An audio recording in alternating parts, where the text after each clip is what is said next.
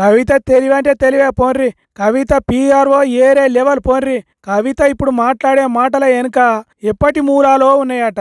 ఎక్కడి నుంచి అలా వచ్చినాయో ఎట్లా వచ్చినాయో తెలియదు కానీ కవిత రేవంత్ రెడ్డి కలిసి వ్యాపారం చేసిన కంపెనీ కాగితాలు మన దాకా వచ్చినాయి.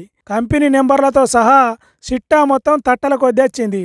సీఎం రేవంత్ రెడ్డి కవిత ఇద్దరు డైరెక్టర్లుగా 2010లోనే అడికోర్ ఇన్ఫ్రాస్ట్రక్చర్ ప్రైవేట్ లిమిటెడ్ అనే ఇండ్లు బంగ్లాలు కట్టే కంపెనీని పెట్టినరట. సిఐఎన్ అని కనిపిస్తున్న ఈ నెంబర్ను కంప్యూటర్లో కొడితే దాని దస్తావేజులు మొత్తం ధారాళంగా వస్తున్నాయి చూడుండ్రి. ఆ కాలంలోనే ఇద్దరు 5 కోట్ల పెట్టుబడితోని సురువు చేసినరట ఈ వ్యాపారం. దాని ఆఫీస్ కూడా జహీరా నగర్లో ఉన్న అప్పటి పాత ఇంటినే పెట్టినరు. అంటే కవిత తెలివితేటలు ఎట్లున్నాయో చూడుండ్రి. తెలంగాణ రాష్ట్ర ఉద్యమం ఓ దిక్కు జరుగుతుండగానే రాష్ట్రం రావద్దని పనిచేస్తున్న రేవంత్ రెడ్డితోని కలిసి వ్యాపారం చేసిందంటే చిన్న ముచ్చటనా? ఓ దిక్కు తెలంగాణ కోసం బలిదానాలు జరుగుతుంటే రాష్ట్రం రాకుండా అడ్డుపడ్డ టీడీపీ పార్టీలో ఉన్న రేవంత్ రెడ్డితోని వ్యాపారం చేసుడు మామూలు కథనా? సృజనా సుధి అనే జైపాల్ రెడ్డి సుట్టపైన కూడా ఈ బిజినెస్ లో ఉన్నాడు. అంటే ఎసొంటోలతోని చేతులు కలిపిందో చూడుండ్రి కవిత.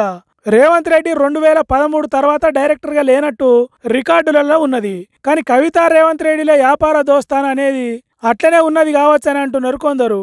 అందుకే అప్పటి బిజినెస్ పార్ట్నర్ అయిన రేవంత్ రెడ్డికి ఇప్పుడు కవిత సాయం చేస్తున్నది.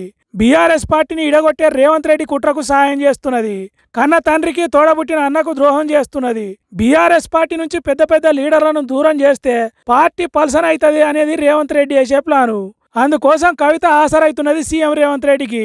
ఇప్పుడు రేవంత్ రెడ్డి చెప్పినట్టు చేస్తున్నది. కానీ ఆఖరికి ఆటల అరటిపండు అయ్యేది కవితే అని అంటున్నారు తెలంగాణ రాజకీయాలు తెలిసినోళ్ళు.